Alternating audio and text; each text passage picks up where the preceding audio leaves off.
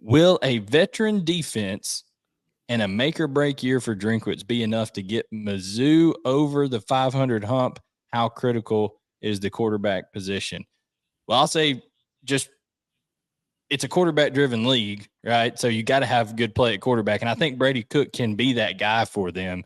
I know Garcia is there and is transferred in, and he's going to be fighting for that job. And also Sam Horn, who's a tremendous, baseball player as well for Missouri. He got hurt this spring, so he didn't get to have his full season in baseball. But there's a quarterback competition, but I think Brady Cook is the favorite to hold that job. But guys, what do you think? You heard a lot of Eli Drinkwitz talking about that defense and how good they were going to be. People would just flat out ask Eli Drinkwitz, what's one thing you're most sure about this season in interviews? And he said, we're going to be good on defense.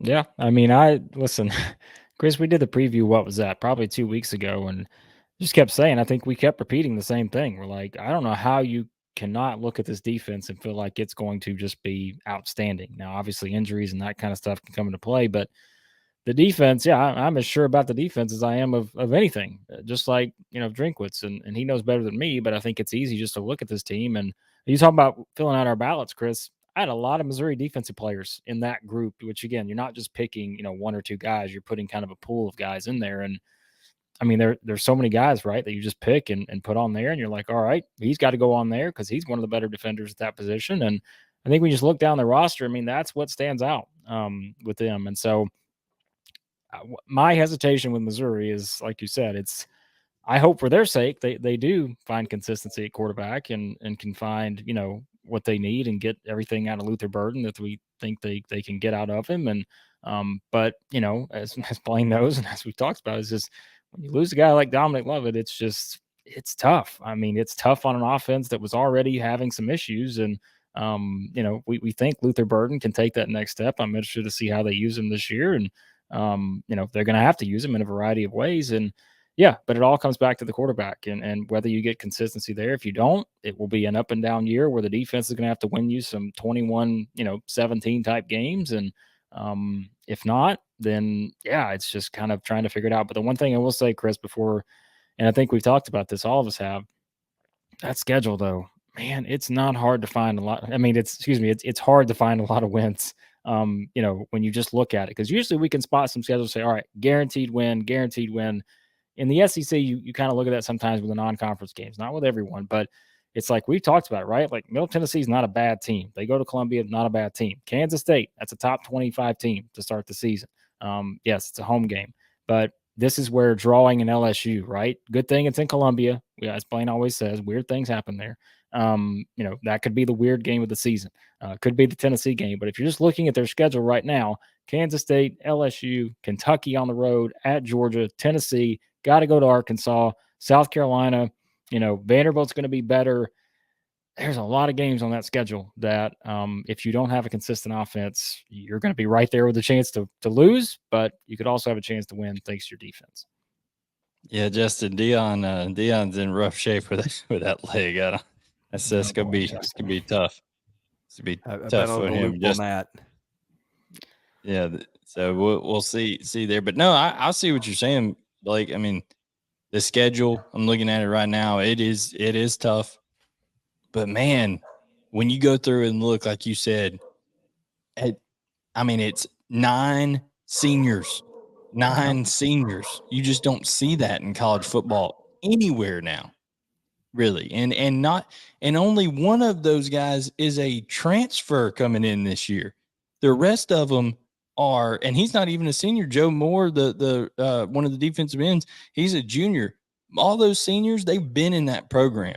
So it tells you they've been around Eli Drinkwitz. They know how close they came in some of those games last year. I think it's going to be a very motivated team, and I think it's going to be a team that upsets a couple people this year, Chris. I think I was going to say real quick on the all SEC teams. I think I had Darius Robinson, Tyron Hopper, Ennis Rakestraw, Chris Abrams-Drain. I think they were all kind of in that pool of players, on the defensive side. Like I said, you're not picking necessarily 1 and 2 and all that, but I had them all, I think, in the pool of kind of ranking, the top players at those positions. They were all in there on the defensive side. So, Yeah, Abrams, Drain, and Rakestraw would be. We get to pick 8 defensive backs. I will tell you that when again my ballot didn't go through because of a delay, I'll have to submit that again tomorrow. They were on my 8. Tyron Hopper will be on my list of what is it? We get 8 linebackers. I think so. I can't remember if I had Darius Robinson on my defensive line or not, but he was certainly one I thought of. And look, when you can name Joseph Charleston's a guy that's going to get all SEC run, when you can name a team's starting secondary in a league where, by the way, there's some pretty good quarterbacks this year, I think that's huge. Tyron Hopper was maybe the most underrated defender in this league last year. I think unless you were just really dialed into things in Columbia, I don't know how much people paid attention, but he was very productive. Guys, remember how bad that defense was a couple of years ago. These are the dudes that came in and turned it around. They've got Blake Baker, their coordinator, back, who did some good things. And to the Brady Cook question, it's funny. Sometimes you go back and you take a second look at things after having an offseason. I'd forgotten that Brady Cook was as mobile as he was a year ago. Now, look, I don't think Brady Cook is probably in the top half of quarterbacks in this league who scare you. Certainly in terms of talent, there's some guys that I might rank under him that are probably more talented players. But when you can run a little bit and you've got that experience, he didn't throw a ton of picks a year ago.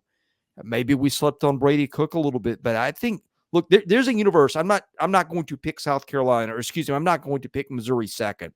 But I think there's a universe if you play the season out 100 times, they'd finish there a few times. And I think a reason of it would be that defense was so good and so improved a year ago, and they've got so much coming back. Offensive line should be better too, I think. That should help, yeah. I think, on the offensive side. They've got Javon Foster, who's a potential all-SEC left tackle. That's a nice piece to have too. Yeah. Listen, they didn't push the ball down the field as much as I think they want to, but you go back and look at Brady Cook's stats. Only 2 games last year did he have a completion percentage under 60%, and most of the time it was upwards of 65%. So I mean, he had a really sneaky good year, like you said, rushing for 585 rushing yards last year at quarterback in the SEC. I mean, are you kidding me? That's pretty dang productive right there. So I think that he can take that next step and be the guy. I don't know if Garcia is necessarily going to beat him out, and I don't know that Sam Horn is actually a real factor in that race, but he certainly was talked about by Drinkwitz there. But yeah, it's a interesting deal to see some of these mid-tier teams, like you said, in the SEC, Chris. It's going to be in the East and the West. It's going to be back and forth on who kind of steps to the occasion here. Keep in mind they lost 4 games by a touchdown or less too. So, I mean, it's, that's where we talk about the difference going into a new season. Defense is even more experienced now with the guys they have coming back. Can the offense get better if you win 2 of those games, right? How different's the discussion if you're sitting there, at 8-5 and okay, the program's had a breakthrough versus 6-7. So, yeah, it'll be interesting to see how they, and then, who was it? I think it was Javon Foster, may have been Darius Robinson, talking about just, that's one of the things that he kept bringing up was this week was just the importance of finishing games. So